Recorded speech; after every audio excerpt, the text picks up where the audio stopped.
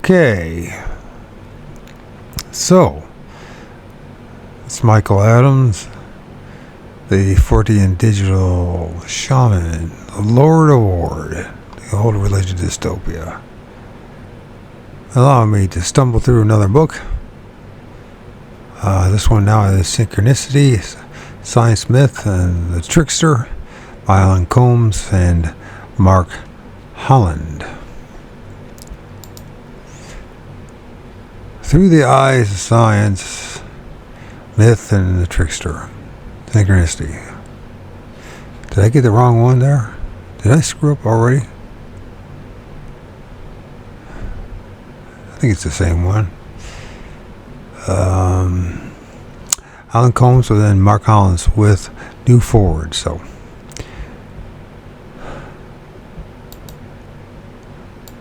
Synchronicity. Praise for Synchronicity. A highly informative book paced with countless delightful stories using synchronicity as a pivot.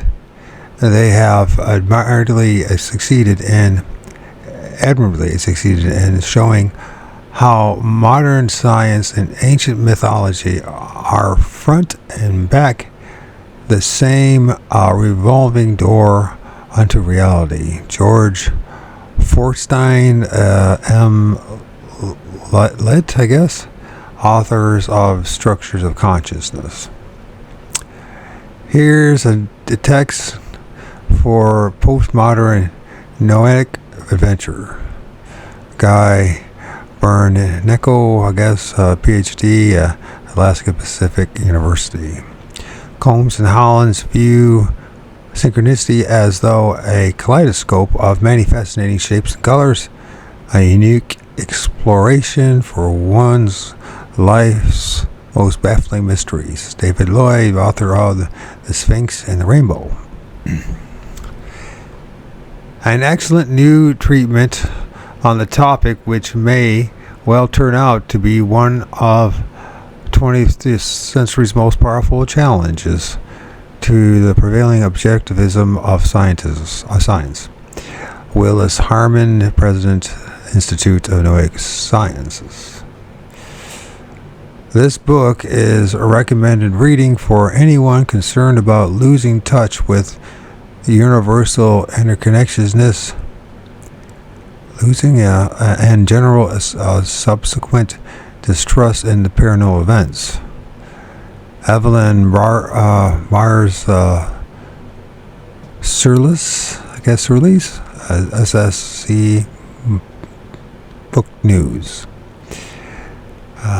This fascinating book brings together wonderful tales of synchronous events, readable and general interest book on a fascinating topic. Throughout the eyes of science, myth, and the trickster, Synchronicity of Alan Combs, Mark Holland, Marlowe and Company, New York. And this was published and it was copyright 1996.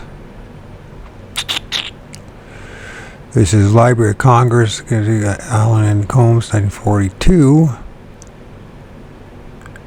I think the original copy was brought then. The first copy was the original. Anyways, there exists a type of phenomenon even more mysterious than telepathy and precognition, which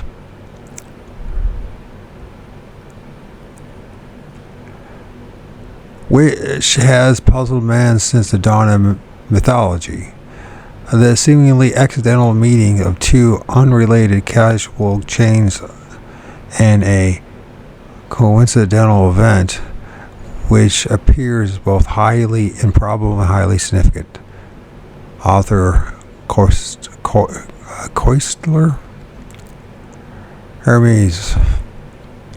For to you, beyond all other gods, it is dearest to be man's companion. Iliad. Contents, preface, the foreword, to 3rd edition, so we're reading 3rd edition, Introduction to Science, Myth, and Nature. Part 1, Synchronicity and Science.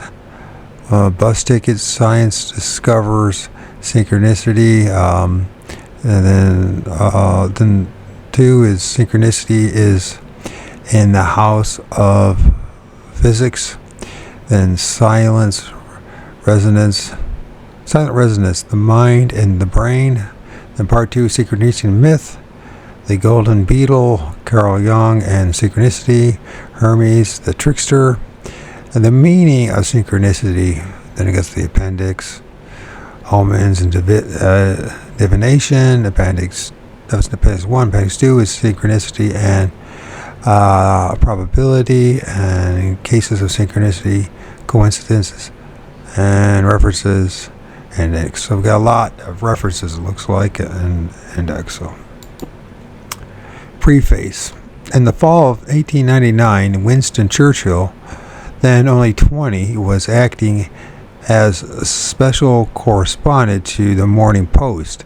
His job was to report on the Boer War of South Africa. This reminds me of the book Tragedy and Hope already. On November 14th, the armed train he was traveling on was attacked by Boers. Some of the cars were derailed, and the ensuing fight continued vigorously for more than 2 hours. Though Churchill played a leading role in organizing a successful retreat, he and a number of British soldiers were captured. In the meantime, he had somehow escaped injury despite repeatedly exposing himself at close range to enemy marksmen. And I don't buy that. They lie a lot about these characters that they present to us, like Churchill. Doesn't mean it's not true. We just don't buy it. So Churchill was placed in confinement in the city of Pretoria. Soon he and several other prisoners set in motion an escape plan. The others, however, backed out in the final moments, leaving only Churchill to continue. Sure, after being lowered over a wall, like Paul, just like Paul in the New Testament, sure. And after lowering over the wall of the compound in the middle of the night, he walked straight across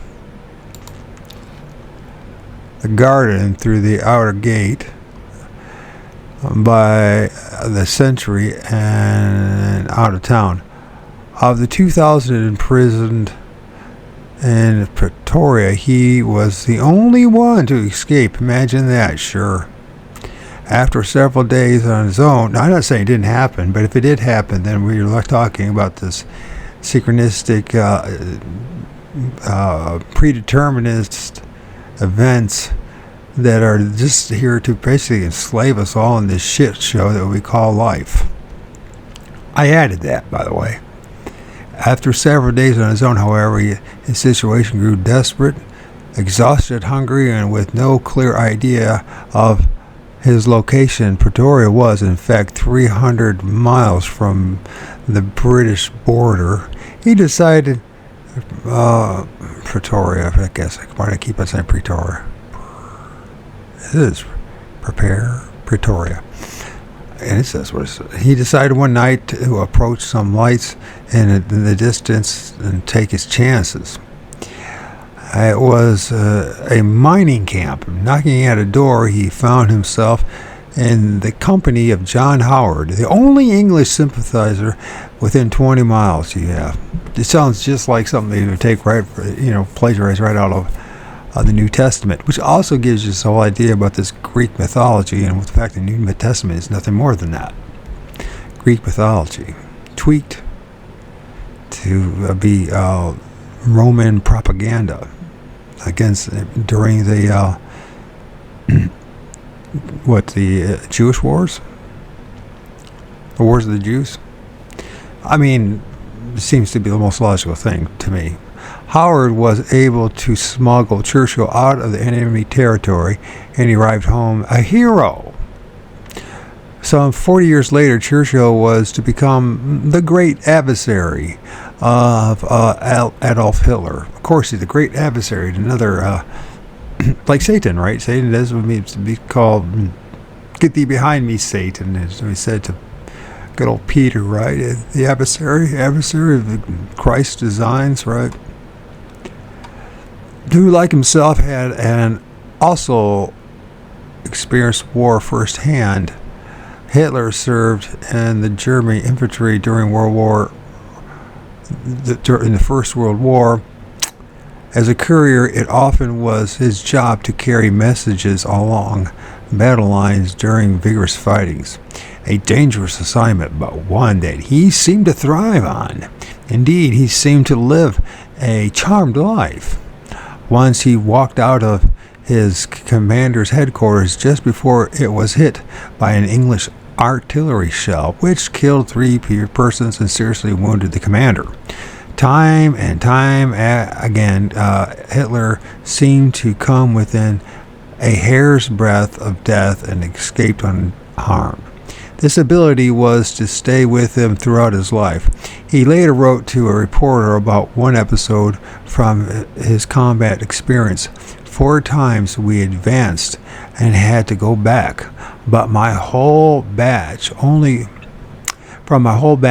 one remained besides me. Finally, he also falls.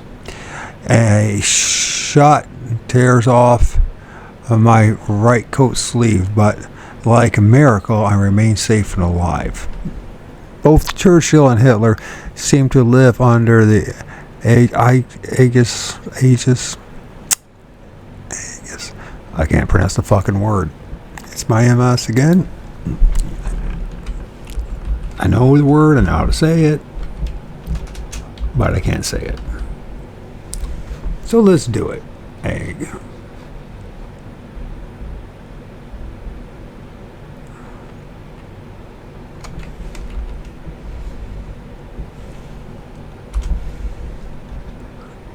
Didn't it used to be like with an O or something like that?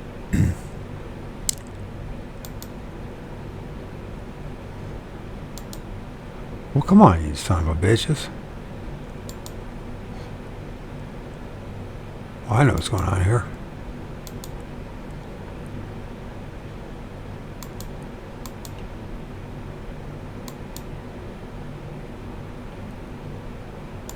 Aegis. Aegis. I'm saying Aegis. Aegis. So I learned a word. Yes, I have no worry at all of people me plagiarizing these books because I suck at reading it. And so this crazy old man doesn't worry too much about all that crap because guess what? Who's gonna be sharing this with the rest of the world, huh? You know what I mean?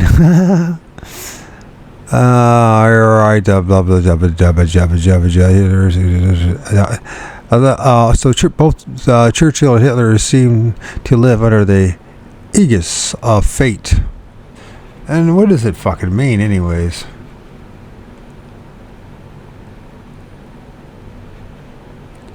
What does aegis mean?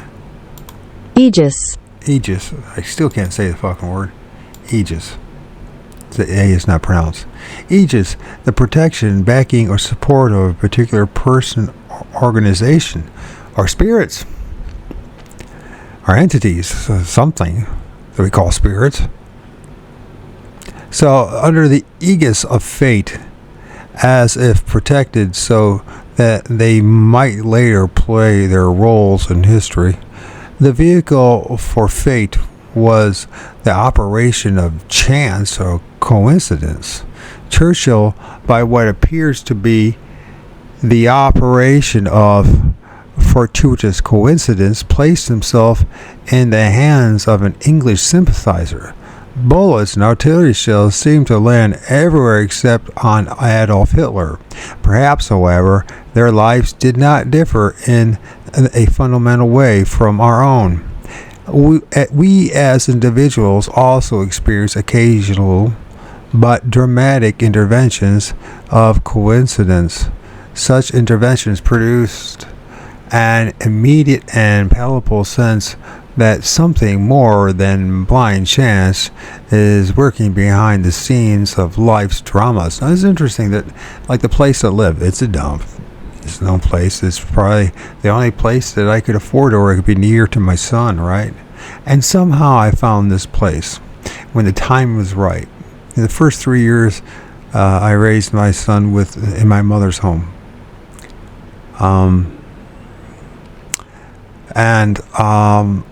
Then it was time to go.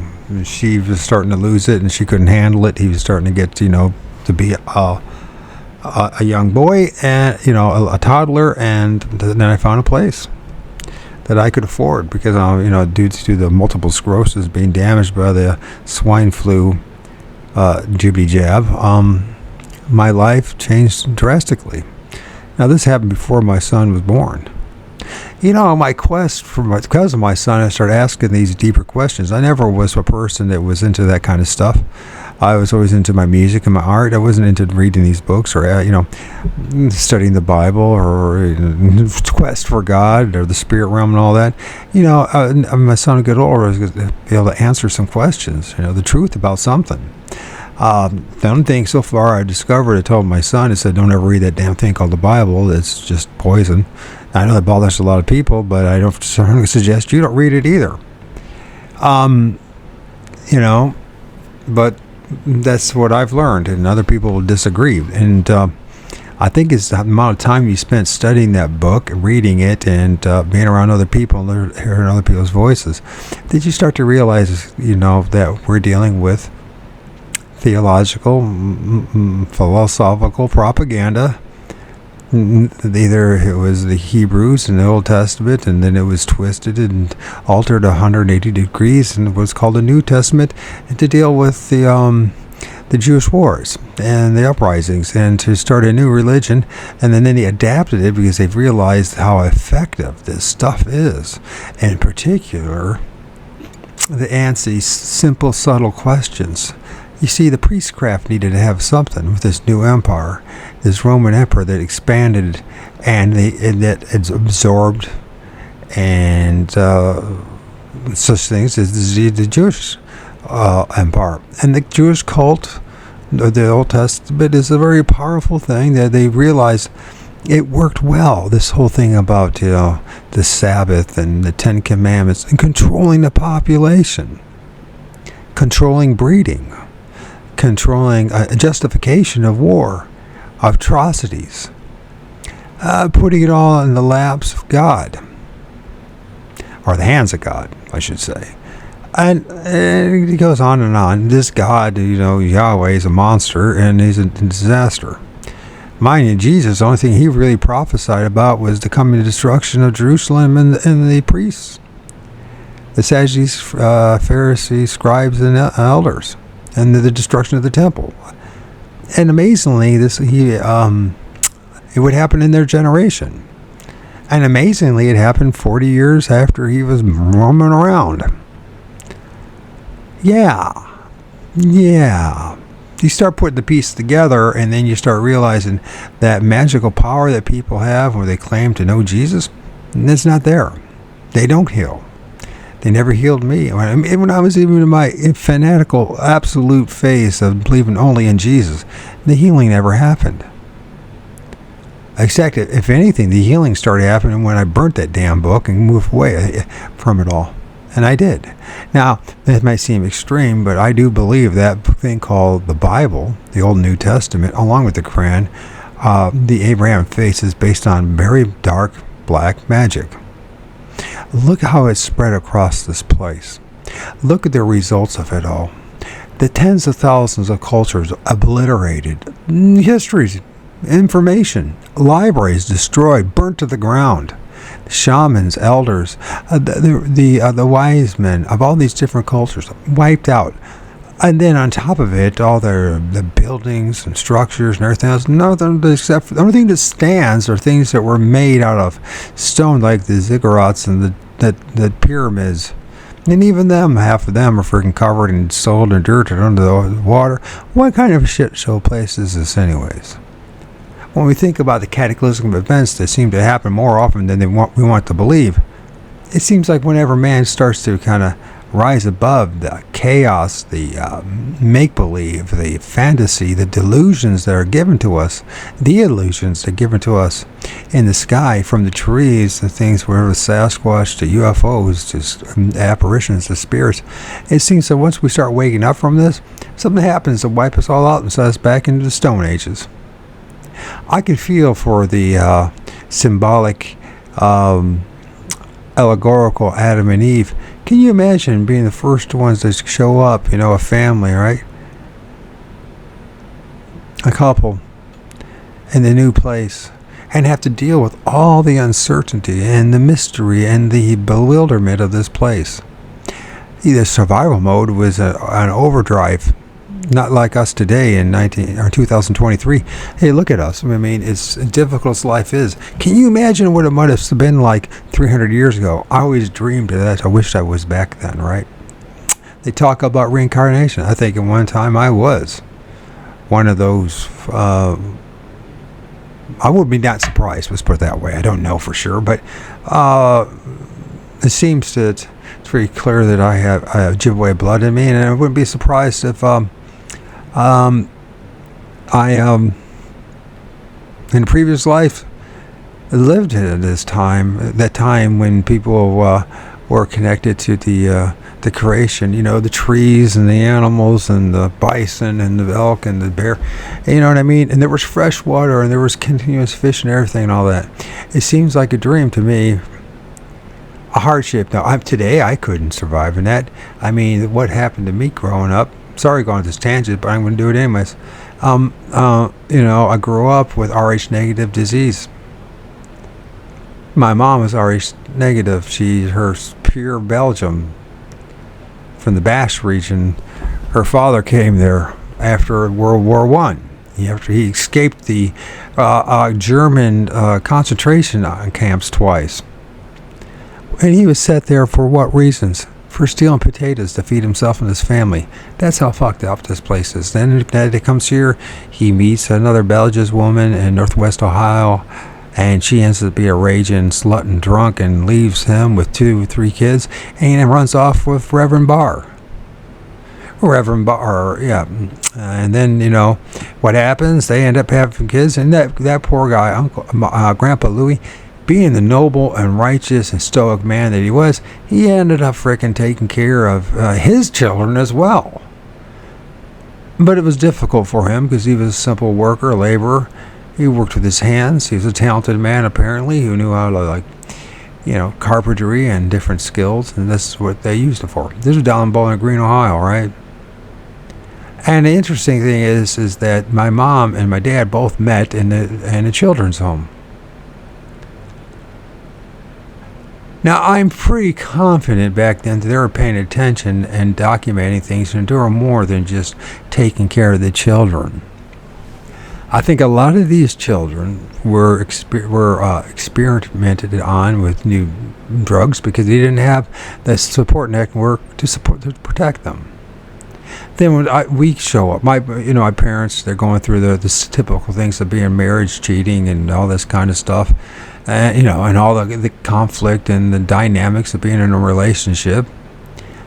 And they have these new experimental drugs for people that are struggling to have children, right? Especially with the Rh negative and Rh positive. If you have one that's Rh negative and one that's positive, you're going to end up having problems. A lot of stillborns and that kind of stuff. You know what I mean? A lot of problems with birth. So they had this experimental drug, which may have allowed us to pop out, but they didn't account for the fact that there be certain side effects. I have my side effects. If you look up Rh negative disease, is that I have smaller hands than normal, fingertips and toes. Right? I mean, it's still functional. I can still do stuff with it. And it doesn't, and the other thing is the stomach issues, extended stomach and that kind of stuff. You might see old pictures of people from Dutch and French and aristocrats. Apparently, on my father, Grandpa Lewis' side, there were knights and all that other bullshit, right? It didn't really matter. The fact of the matter is you know, that area, I mean, they were brutally treated by the Roman Catholic Church. Then on my dad's side, we got the Ojibwe and a bit of a Cherokee, apparently, and that's a long story in its own right. It's amazing how I ended up in sandwiched in between areas. I was only, a few hundred miles away, maybe 5-hour drive away, 6 hour from Ojibwe reservation up in Michigan. Somehow I ended up in Northwest Ohio, stuck here. Always looked different than everyone else. There's my eyebrows, my facial features, and everything else. A combination between the Native American blood in me and then that Basque blood in me, the Belgium / Northern French blood, Rh negative. So, I look different. Kind of a pretty boy, right? Yet my father was he looked like Jim Thorpe, was 2'2" and survived the Korean War and the million Chinese that chased him and his buddies, and he really saw a lot of shit. Apparently, if it's true or not, who the hell knows? God knows if anything's true in this life. But apparently, his tank, it was the only tank that ever was hit by an enemy plane, and there weren't that many enemy planes to begin with, and somehow his tank got hit, and he survived that too, right? Tough son of a bitch. Second all-state tailback, and for state of Ohio. Wanted to play for Army. That's the reason why I joined the Army, is to play for their football team. And my mom could paint a Rubens or Rembrandt, oil paintings, brilliantly. That takes an extreme amount of talent. She was crazy as a bat bug, but she was very talented. And the thing is, then it was passed on to me, right? The genetics and all the other things that come along with it. What about all this other stuff when it comes to regional and ancestral and spirits and familiar spirits and all that, and their involvement in all this stuff? We call them spirits, but God knows what the fuck they actually are. We're all just shooting in the dark, aren't we? This is so fucked up about this place. Sorry about my language. No, I'm not sorry about my language. I don't care shit. Honestly, don't care. At this point, the primary reason why I'm doing this is to motivate myself and keep myself going, right? With all this shit that's been going on.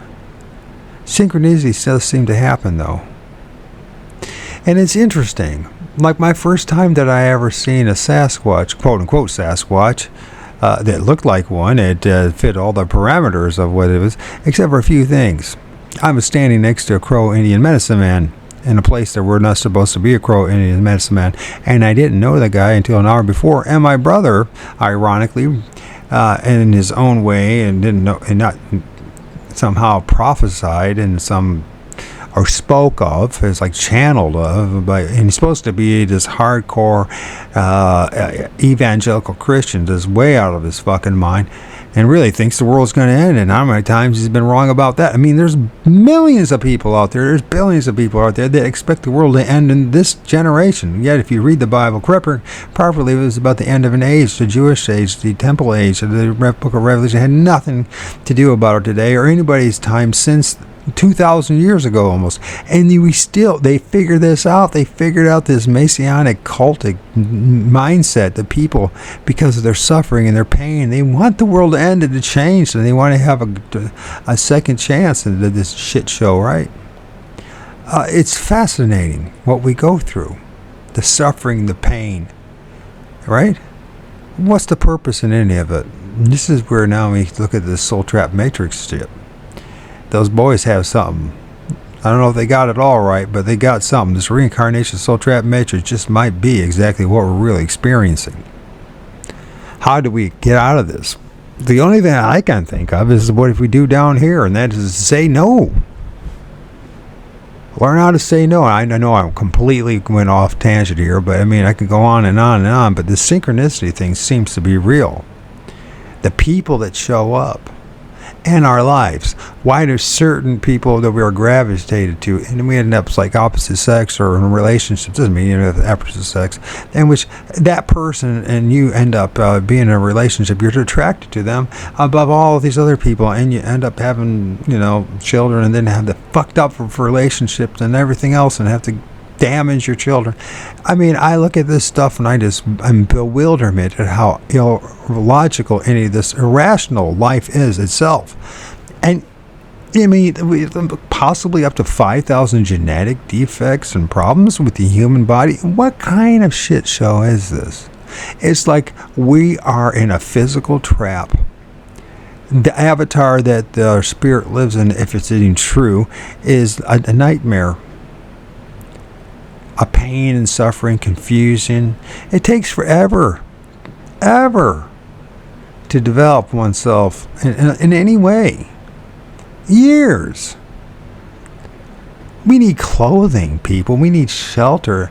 I mean, I'm watching the squirrels and the rabbits and the birds, and hell, a couple of days ago, I walk on my back door and there's freaking 4 deer 20 feet from me. And like, I mean, they don't need that stuff. They're already set up for this bullshit. But us, no, we need to have all these things like clothing and a special type of diet. We have to cook our food, and I don't know if you've tried at all living that raw kind of meat or this, diets. It's just, it just is. Next thing you know, you got fucking parasites crawling out there, and you get tapeworms and God knows what. And it just goes on and on and on, and I could bitch for all day and for the next week about all the things that are fucking wrong with this place. But synchronicity does seem to happen, doesn't it? It happened in my life, and I bet you it's happened in your life too. Things that just are such beyond coincidence. This should be interesting. Hopefully. Anyways, let's get back to this, right? Such interventions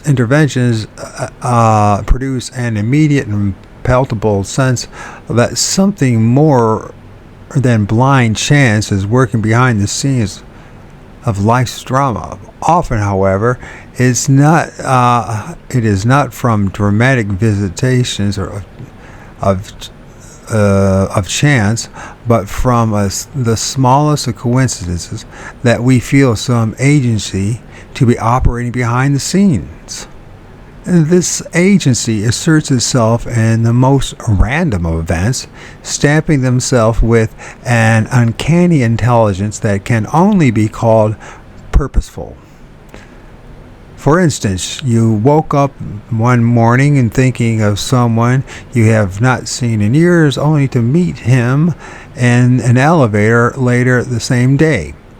In the meantime, a mutual acquaintance has inquired about him, or you set off for the library with the intentions of looking up books on greenhouses as well as cheese. At the drugstore on the way, you find a magazine on the newsstand with featured articles on both these topics. Well, we may conclude that such coincidences are produced by nothing more than the endless shufflings and reshufflings of random everyday events.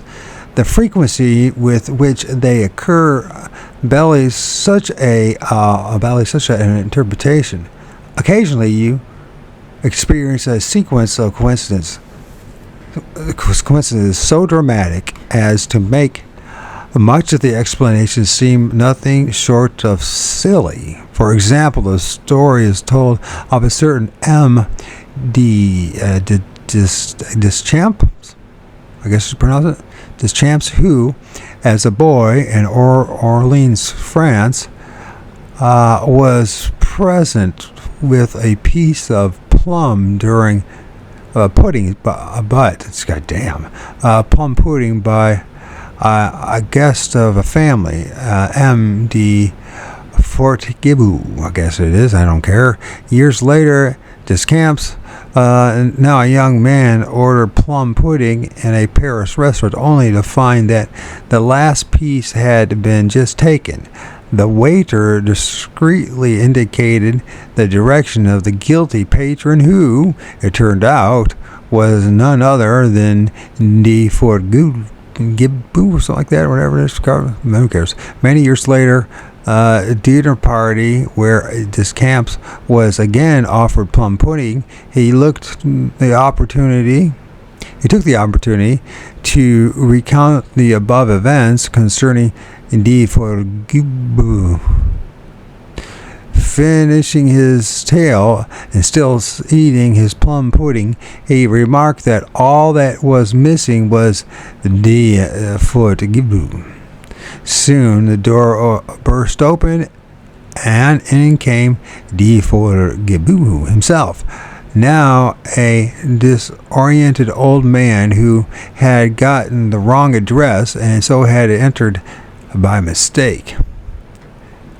The most common meaningful coincidences are those seemingly random but apparently purposeful events which speak to us directly. In terms of personal meaning, psychiatrist Carl Jung, for instance, reported the arrival of a beetle at a window of his office as a client was describing a dream involving just such an insect. Her dream concerned the golden Egyptian scarab beetle. While she was telling me this dream, I sat with my back to the closed window. Suddenly I heard noise behind me, like a gentle tapping. I turned around and saw a flying insect knocking against the window pane outside. I opened the window and caught the creature at the air as it flew in. It was the nearest analogy to a golden scarab that one finds in our latitudes. In Egyptian mythology, this beetle is the symbol of rebirth, and it appears in the dream marked a critical development in this woman's therapy. So let's try this again. Its appearance in the dream marked a critical development in the woman's therapy. Jung notes that up to that time she had been extremely difficult to treat, clinging to rigid notions of reality which with such tenacity that two previous psychiatrists had been unable to dislodge it. Eventually, something quite irrational was needed. Evidently, something quite irrational was needed, which was beyond my powers to produce. The dream did part of this work, but when the actual insect came flying through the window, the whole rigid structure of her perception of reality began to change. Jung used the term synchronicity for such meaningful coincidences. His investigation in coincidences that occurred in his own life and in the lives of others led Jung to conclude that they are related to unconscious psychological processes. He did not, however, stop with the psychological side of the synchronicity. He worked with his friend Wolfgang Pauli, the great quantum physicist who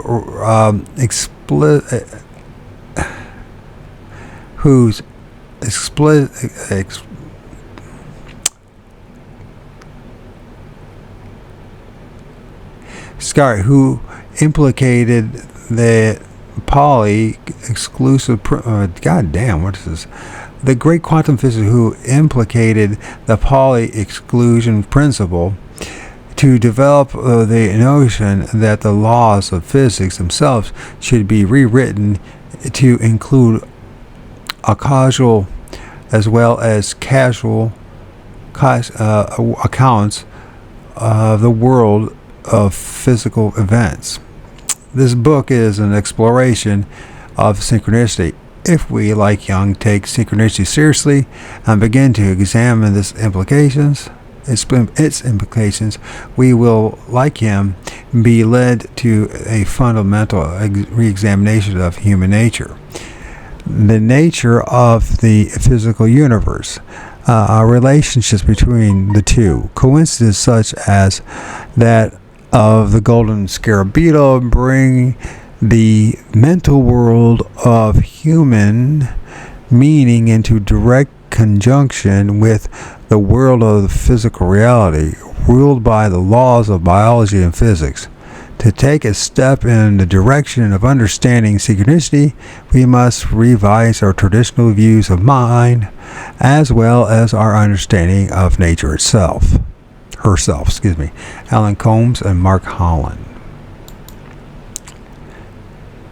Foreword to the third edition. It's a pleasure to welcome a new edition of Combs and Holland's Synchronicity through the eyes of science, math, and the trickster. When the first edition appeared in 1990, I thought there was I must be reading a different one. I thought there was an earlier one from 1942, whatever. It must be something else about synchronicity from a different book. There were only a handful of books available in synchronicity. Since then, a flood of books, good, bad, and different, have appeared, but this is still the best book on the subject, the only book which deals equally well with both the scientific underpinnings of synchronicity as well as the archetypical dimension of the underlying all synchronistic occurrences. And Wonder of Wonders is a little book. As an author myself, I know that little books are harder to write than big books. Pascal once apologized to a friend, "I have made this letter longer than usual because I lack the time to make it shorter." You can write a big book when you still don't understand what you're talking about. You can write a big book when you haven't yet learned how to write clearly. In a little book, because of the subject, necessarily has to be presented clearly. Any flaw in the reasoning jumps out at the reader. Happily, you won't find any such flaws in synchronicity. Fortunately, for someone who has to write a preface, little books are hard to summarize. Did I say so? Unfortunately, did I say happily? I can't remember. Unfortunately, for someone who has to write a preface, little books are harder to summarize since they have already been condensed to the point that any further condensation takes away from the argument. As you read my preface, please realize that the book itself is much richer. Though the title might lead the reader to expect three general divisions, science, myth, and the trickster, actually there are only two: synchronicity and science, synchronicity and myth. The trickster motif runs throughout the myth division, intruding into the discussion, much as he intrudes into all important events of our lives. We take each of these two divisions in turn, but first let's define synchronicity as meaningful coincidences. Synchronicities are causal. So to give a page number, so the first one is for meaningful coincidences is page 3. Occasional is page 74. That is, not able to reduce to a cause and effect explanation. Two events, one inner, other outer, connect not by virtue of one causing the other, but by a mutual reflection of common meaning. In page 97, they are always personal events. Page 103, they are boundary events that often occur at periods of major life transitions. And page 85, they necessarily reflect a deeper, more holistic reality in page 65. In order to show how and why synchronicity appears in the world, Combs and Holland's contrast the general aspects of scientific view of reality held by most, unfortunately not only by non-scientists but by implicitly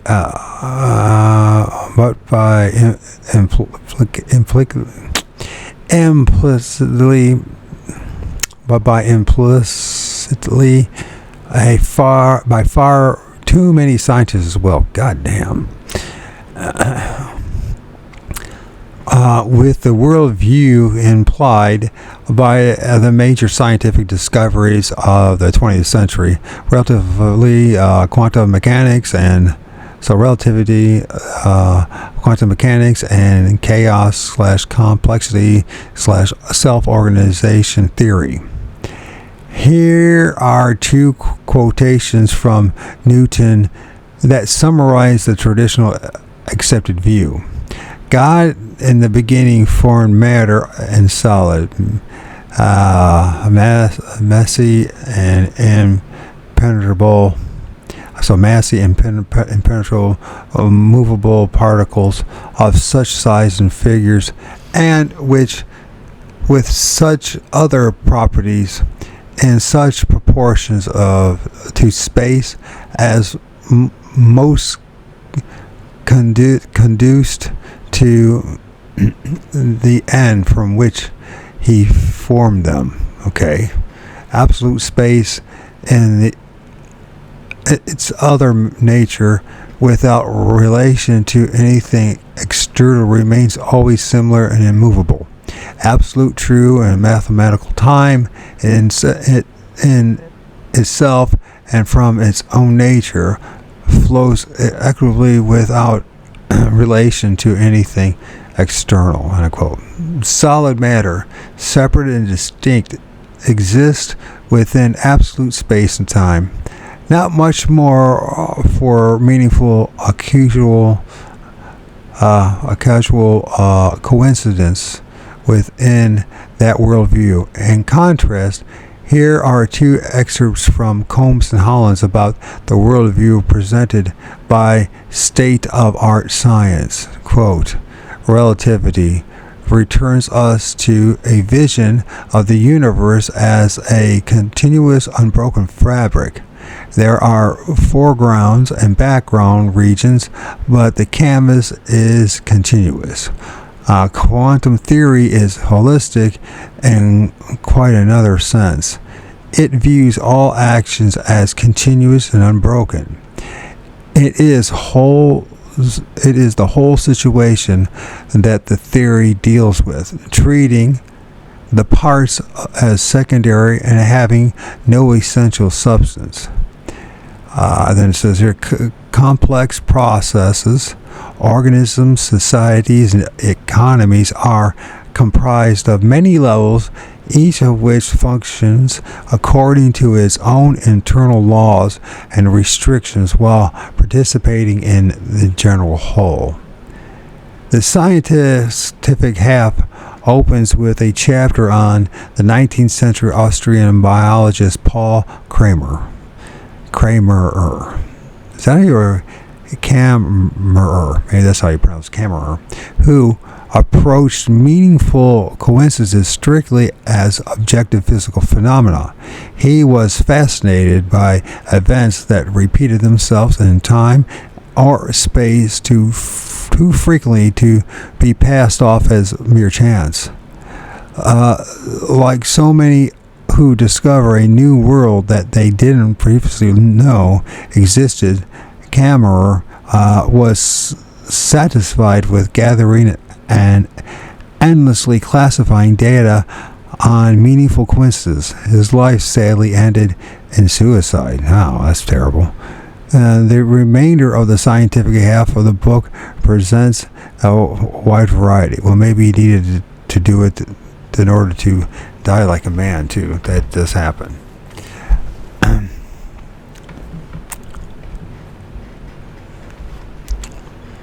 That does happen.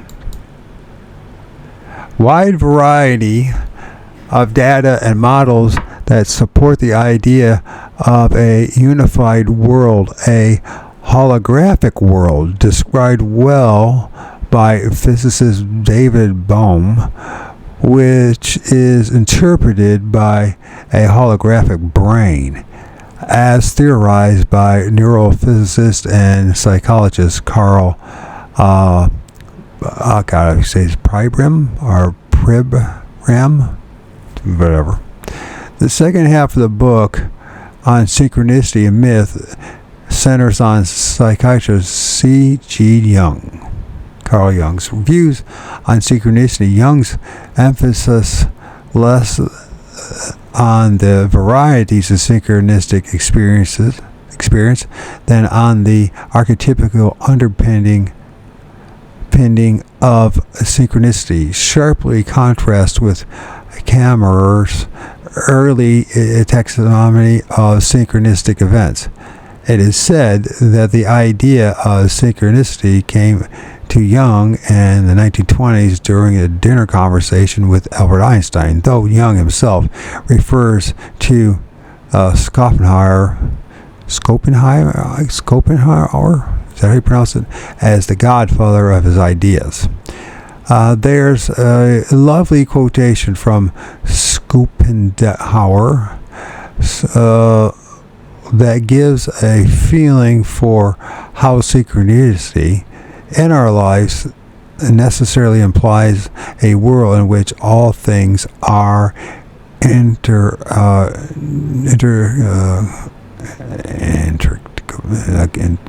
all things are inextricably woven together.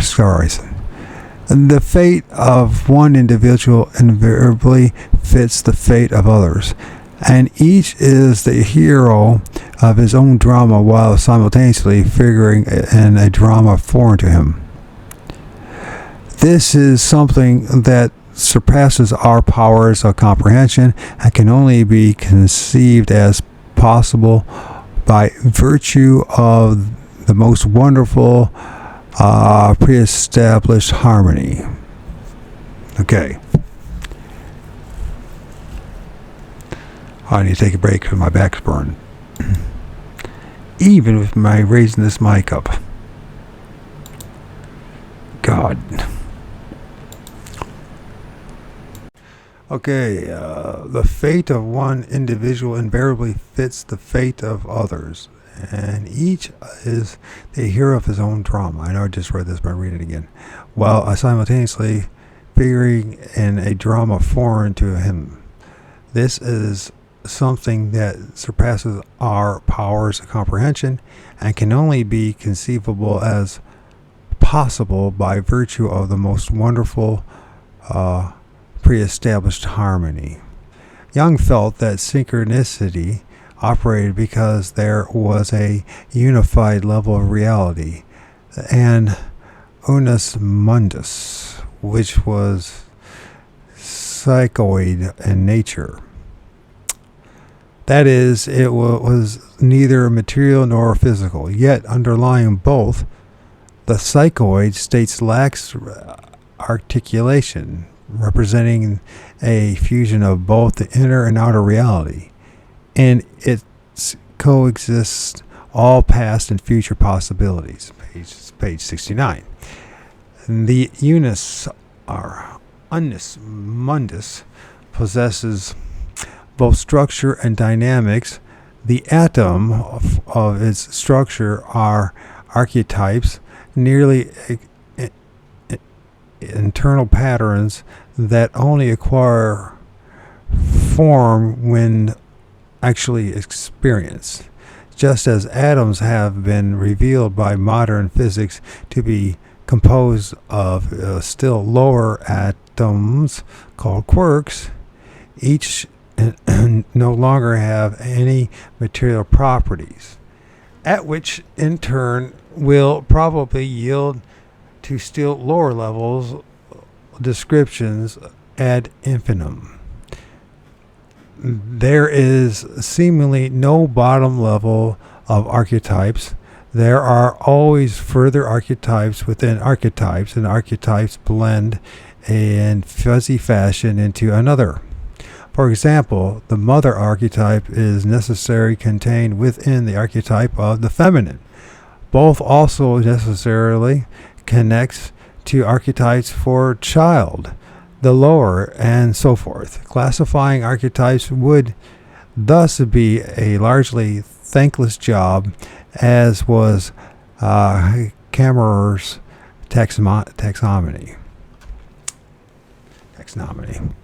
Jung and physicist Wolfgang Pauli did speculate that the lowest levels of archetype structure might be the common counting numbers. Counting numbers are excellent examples of psychoid reality, since they clearly have no reality except as structures for both matter and physics. But who is to say if there is ever a lowest level of archetypical reality?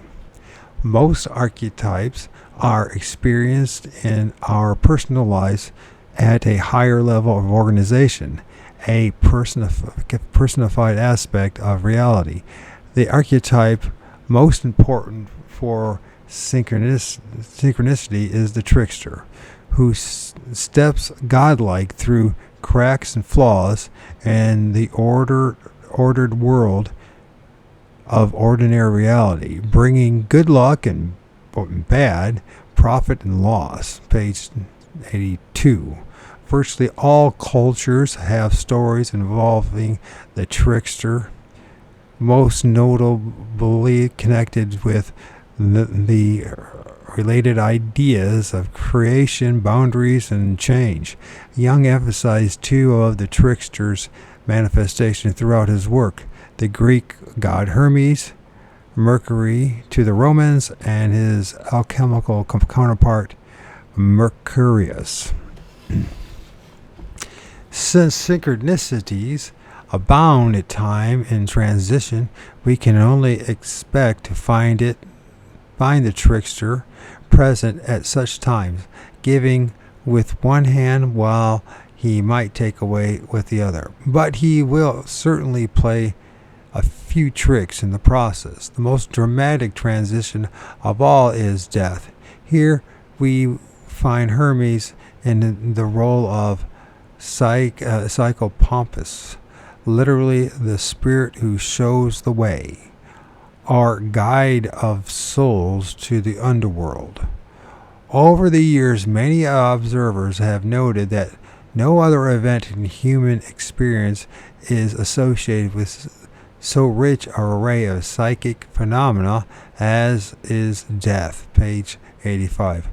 Why should we care about linking synchronicity to underlying symbols like the trickster? Because if modern science is right, all reality, both physical and psychological, is connected in a deep and ultimately impenetrable ways. If Jung is right that archetypes form the underlying structure of that psychoid reality, then the activation of archetypes connects inner and outer events to causal ways which defy strictly causal analysis. Synchronicity marks the point at which the personal and the transcendent come together in each of our lives. This is a wonderful book that I just dipped into the preface. I defy any reader to come away from reading it unchanged. Robin Robertson, a mathematician,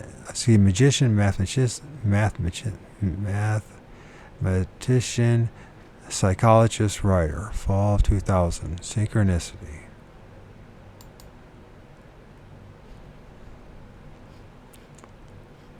Probably a good place to stop.